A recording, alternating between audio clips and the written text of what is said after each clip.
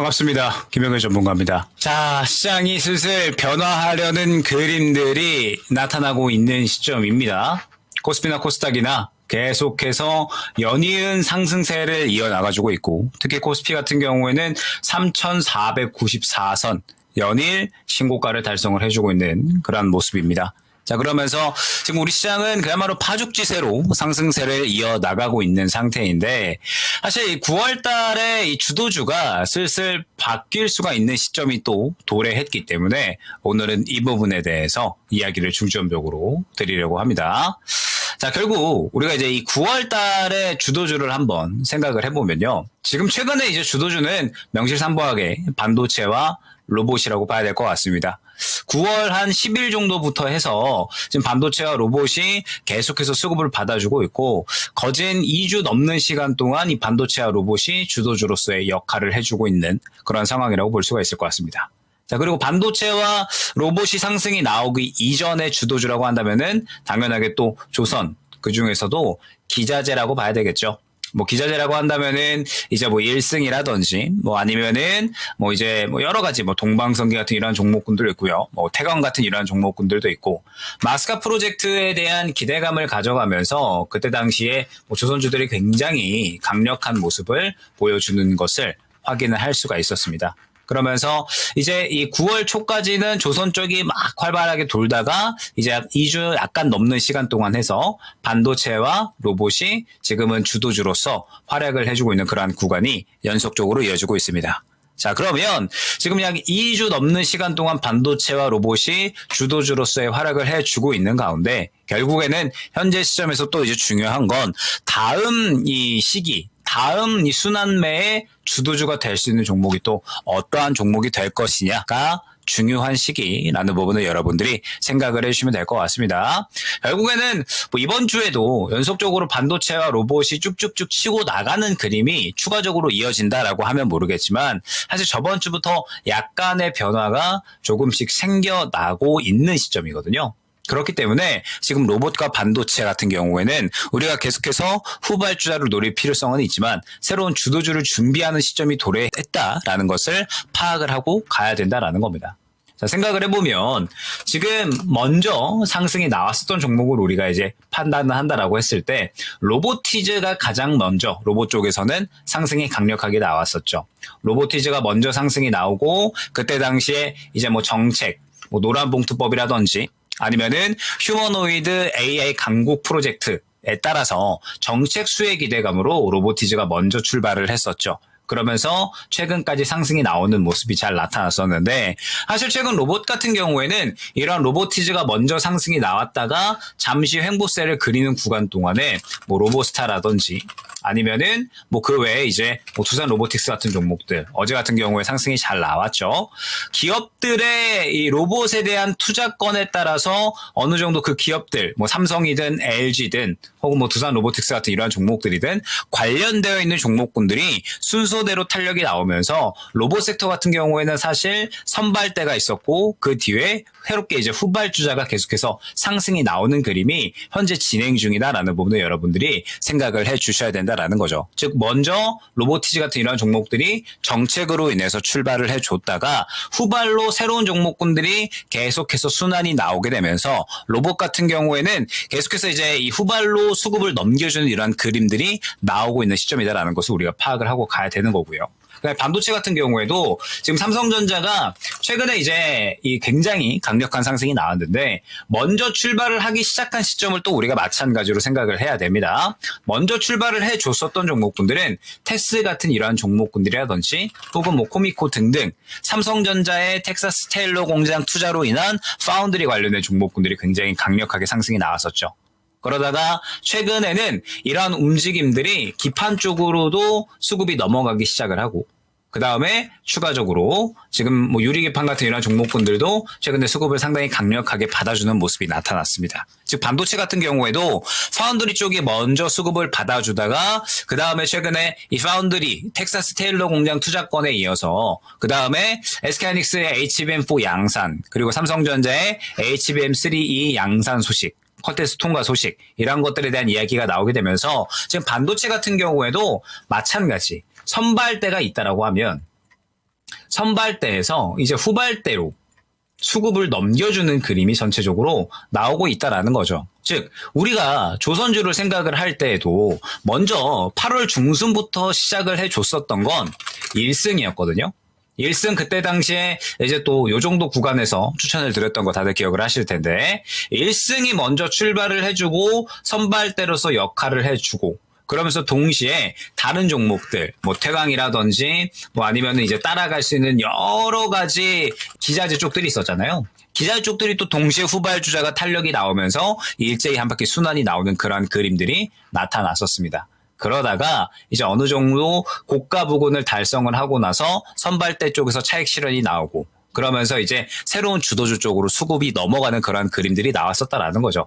즉 지금 반도체나 로봇 같은 경우에도 거의 동일한 그림이 어느 정도는 나오고 있다. 조선이 이 순환이 나왔었던 그림과 지금 반도체 로봇 같은 경우에는 거의 비슷한 그림이 현재 나오고 있다라는 겁니다.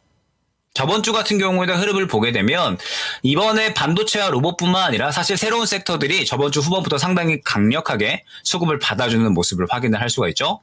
원전 같은 경우에도 이번에 뭐 저번 주부터 해서 뭐 두산 에너빌리티나 아니면은 뭐 보성 파워텍 뭐 그다음에 우리기술 뭐 그리고 뭐 오리비텍 등등 해서 지금 원전 같은 경우에도 새롭게 수급을 받아주는 종목들이 상당히 많이 생겨나고 있고요. 그다음에 오늘 같은 경우에 또 전력 인프라 뭐 일진전기나 혹은 뭐 산일전기 이러한 종목들이 또 굉장히 강력하게 수급을 받아주고 있잖아요. 그러니까 저번 주 말 정도 기점으로 해서 지금 새로운 쪽으로 수급을 받아주는 섹터들이 전체적으로 출현을 하고 있다라는 겁니다.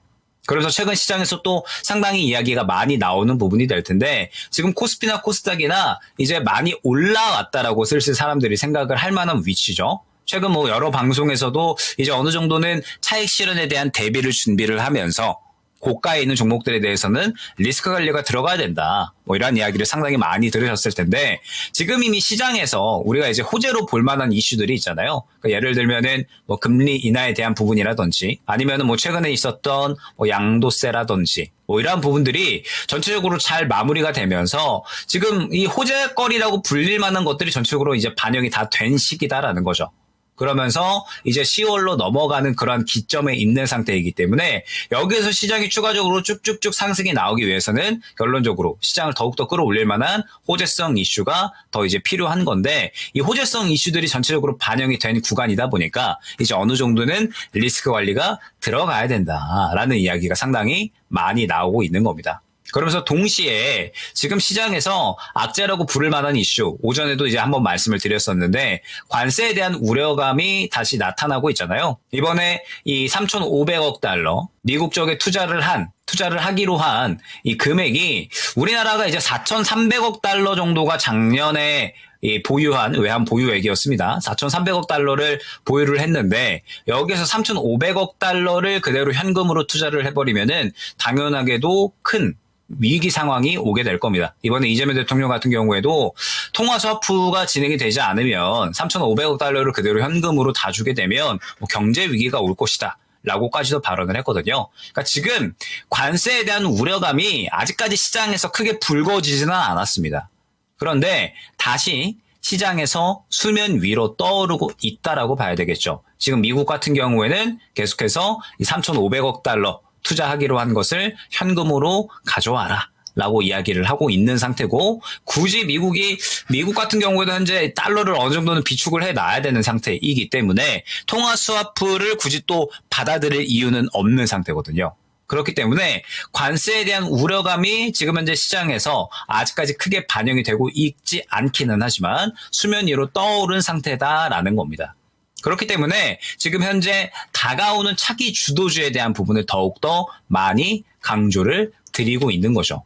왜 그러냐라고 하면 언급드렸던 것처럼 현재 시장은 그동안에 이제 많이 상승이 나왔기 때문에 어느 정도 고가에 대한 부담감이 조금은 생겨날 수 있는 위치입니다. 그러한 상황에서 9월 달에 전체적으로 나왔었던 호재들, 뭐 상법 개정, 뭐 아니면은 뭐 양도세, 뭐 아니면은 지금 뭐 계속해서 이제 나오고 있는 여러 호재들이 전체적으로 반영이 되면서 분명하게 시장을 큰 폭으로 끌어올렸죠. 근데 여기에서 추가적인 호재가 나와야 하는 시점에 지금 관세라는 우려감을 다시 끌어올릴 만한 이슈가 시장에 나왔다 보니까 이제 어느 정도는 차익 실현에 대한 대비를 해 주셔야 된다라는 겁니다. 그렇기 때문에 오늘 같은 경우에 삼성전자 같은 이러한 종목들, 반도체 관련된 종목군들이 그동안에 계속해서 상승이 잘 나왔었잖아요. 지금 보면은 오늘 삼성전자 같은 경우에도 그렇고, 그 다음에 어제 후발로 수급을 받아줬었던 이러한 종목군들이 전체적으로 차익 실현이 나오는 모습을 확인을 할 수가 있죠. 물론 반도체 같은 경우에는 4분기로 넘어가게 되면 저는 뭐 계속해서 좋을 거다라고 생각을 하고 있습니다. 워낙에 이제 8월 달부터 반도체는 많이 강조를 드렸었고, 뭐 파운드리 관련된 종목군들, 그 다음에 또 삼성전자가 4분기로 넘어가면서 또 HBM4에 대한 콜 테스트까지도 예정이 되어 있는 그런 상태이기 때문에 반도체는 저는 여전히 좋을 것이다라고 생각을 하거든요. 근데 지금 보면 반도체 같은 경우에도 워낙에 지금 가파르고 빠르게 신고가까지 반응이 나온 그런 상황이기 때문에 사실 현재 구간에서 차익 실현이 지금 전체적으로 나오고 있는 구간이다라는 거죠. 그렇기 때문에 지금 반도체 같은 경우에도 고가에 따라가기에는 조금은 위험한 구간이 될 수가 있으니까 현재 구간에서는 이제 반도체 후발주자 혹은 눌리는 구간은 어느 정도 기다렸다가 저가 매수에 대한 전략을 꾸려 나가면서 반도체 쪽에서 지금 차익 실현이 나와버린다라고 하면 당연하게도 고가에서 풀려 나오는 수급들이 새로운 쪽으로 들어가는 거니까 새로운 쪽에 대한 준비를 어느 정도는 해 주셔야 된다라는 거죠.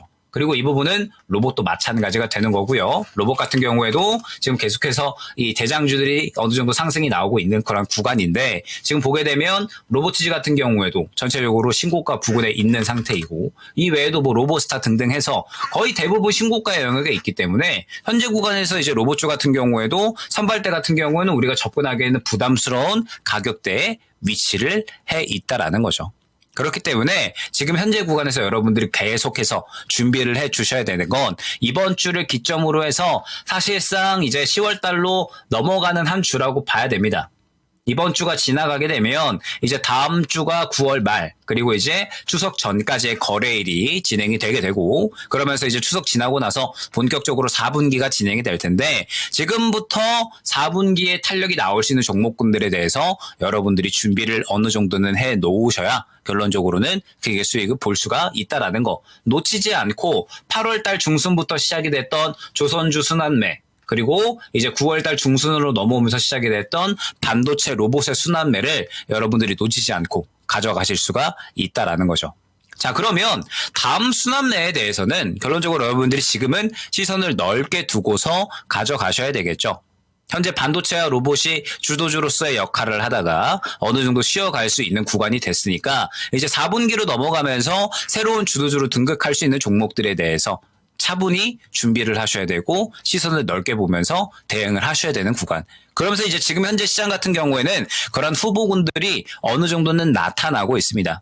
제가 최근에 강조를 드렸었던 게 원전, 전력, 인프라. 그리고 이제 STO 정도일 것 같은데, 자, 오늘 같은 경우에 원전 같은 경우에도 뭐 두산 에너빌리티를 필두로 해서 뭐 우리 기술이라든지 아니면은 뭐 에너토크 등등 지금 전체적으로 원전 기자재 쪽이 또 상당히 강력하게 탄력이 나오고 있습니다. 최근에 원전 같은 경우에는 사실 문제가 되었었던 게 불공정 계약에 대한 부분이었죠. 웨스팅하우스와의 불공정 계약에 대한 부분과 그 다음에 이재명 대통령이 국내에는 더 이상 원전 지을 곳이 없다. 이러한 이야기를 또 하게 되면서 원전 같은 경우에는 악재라고 불릴 만한 그런 이제 소식들이 나왔었는데 전체적으로 그러한 이슈들은 걱정할 게 전혀 없는 이슈다라는 것도 강조를 많이 드렸습니다. 웨스팅하우스와의 불공정 계약에 대한 건도 사실상 우리가 이 계약 내용을 열어봤더니 로열티 주는 것도 그냥 기술료 주는 수준이었다라는 거. 그리고 앞으로 원전 같은 경우에는 수출이 중요해지는 거죠. 국내에는 이재명 대통령의 말대로 크게 원전을 지을 곳이 없습니다. 앞으로 원전 같은 경우에는 글로벌 수요가 증가하는 산업이기 때문에 수출권이 굉장히 더욱더 중요해지게 될 거예요. 그러면서 지금 원전 같은 경우에는 계속해서 강조를 드리지만 마스카 프로젝트에 이어서 마누가 프로젝트까지 현재 이야기가 나오고 있는 상황. 즉 미국에서는 조선 외에 대체제가 없는 우리나라를 선택할 수밖에 없는 그러한 산업이 또 원전이다라는 겁니다. 그렇기 때문에 원전 같은 경우에는 지금 4분기로 넘어가면서 계속해서 우리 시장에서 메가 트렌드로 자리 잡을 수 있는 산업이다라는 거 계속해서 많이 강조를 드렸죠. 지금 보게 되면 두산 에너빌리티가 다시 자리를 자리를 잡기 시작하면서 우리 기술 같은 이러한 이제 또 기자재 관련된 종목군들 또한 올라가기 위한 그림을 전체적으로 만들어 나가고 있습니다. 그렇기 때문에 원전 같은 경우에는 조선과 같은 비슷한 그림을 기대할 만한 종목군이 될 수가 있다는 거. 결국 조선 같은 경우에도 마스카 프로젝트로 인해서 우리나라 외에는 대체제가 없기 때문에 한미 협력에 대한 기대감으로 상승이 나온 거잖아요. 원전 같은 경우에도 한미 협력에 대한 이야기는 필수적으로 진행이 될 수밖에 없습니다. 그렇기 때문에 원전 같은 경우에도 지금 이번에 수급을 받아준 만큼 우리가 반드시 봐야 하는 섹터가 되고 있는 거고요. 자, 그 다음에 전력 인프라도 굉장히 많이 강조드렸었죠. 뭐 산일전기, 뭐 그 다음에 HD 현대 일렉트릭, 뭐 그리고 효성중공업 등등 해서 지금 신고가 가고 있는 종목들과